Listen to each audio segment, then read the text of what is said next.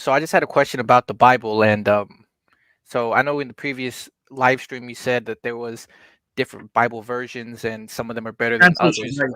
right? Yeah, It's not sorry, all English translations. translations, right? Yeah, Yeah, sorry. yeah.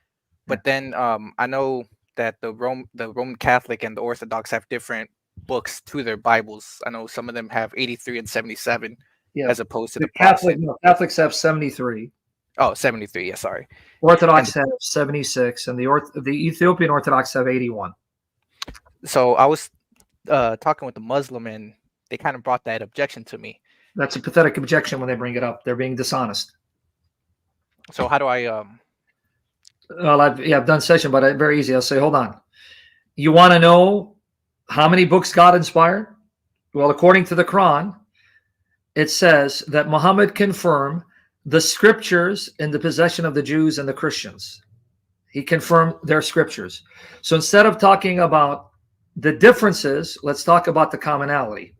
They all agree on the 66 books, don't they? Yeah, that's something I said, that even all Christians agree on They 66. all agree on the 66 books. So let's start with the 66 books that they all agree. And then let's see whether those 66 books help your case or expose Muhammad as an antichrist. You're trying to talk about differences in the canons, but ignoring the fact they all agree on the 66 books. So that's number one. Number two, Muhammad confirmed all of it. He confirmed all the books that the Jews and Christians had. So that means if we follow Muhammad like they do, I don't, and Muhammad said to the Jews and Christians, all your scriptures that you have and you believe, I confirm to be from God. That means he would be confirming the full canon, whether the 66 books of the Protestants, which did not exist at that time, 73 books of the Catholic, 76 of the Orthodox, or the Ethiopian, he confirmed it all. He made no distinction. So why are they? That's a good response to that. I'll keep that in mind. That was really the only question I had. But then I would turn it against them, saying, okay, this is what you do. And we have documentation. You have to go on my YouTube channel, or you have to go on my blog and type in the Quran's compilation. Say, okay, now let's turn the tables on you, Mr. Muslim. The Quran supposedly came through one man, right? They'll say, yeah. You're comparing apples and pineapples. Why?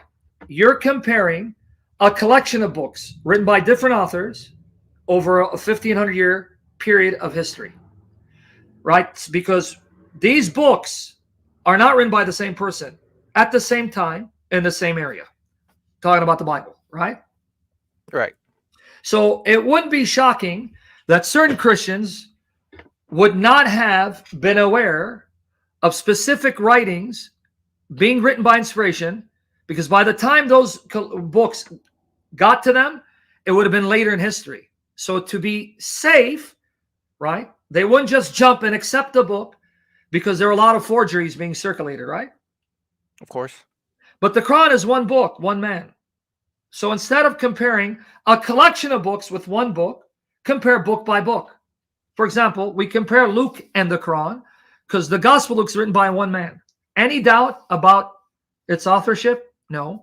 Any doubt about how many chapters it contains? No. But then I look to the Quran, and according to your Muslim sources, Muhammad's companions could not agree how many verses made up each chapter and how many chapters made up the Quran. Abdullah ibn Masud, who was a companion of Muhammad, one of four men that Muhammad said, learn the Quran from. One of four men Muhammad said, learn the Quran from. Okay, he said, learn the Quran from one of these four. He only had 111 chapters in the Quran. And he had verses in specific chapters not found in today's Quran. Today's Quran has 114. But then the second man that Muhammad said, learn the Quran from, Ubay bin Ka'b. Ubay bin Ka'b. He mentioned four. Two of them was Abdullah bin Masud, Ubay bin Ka'b. Ubay bin Ka'b had 116 chapters that make up the Quran, and he had verses in some chapters not found in today's Quran. How is it that Muhammad's companion could not agree how many chapters make up the book and how many verses make up each chapter when they received it from the same man? Was he that confused that he confused his companions? Yeah, I read that article, and I tried telling them about how the history of the Quran, when Zayd was compiling them, he said it'd be easier to move a mountain than to Yes. compile the Quran. Why? he Why said would, that. if it's memorization, preserve the Quran, so many memorize it, why would that be a problem? Yeah, that That was means- one of the objections I told him. I said, If everyone at the time knew the Quran verse by verse, why not just go to one yeah. person or maybe two to confirm it for witness? But instead, it was a very big challenge, and And he still hasn't gotten back. why were the differences so great? But by the time of Uthman, the Muslims almost killed each other because how they were reading the Quran differently from each other. And Uthman had to burn these Qurans written by Muhammad's companions. Yeah, that's a thing they still haven't responded to me with. No, they're not going to respond. So say people living in glass houses should not throw stones. And your Islamic glass house has come crashing on Muhammad's head.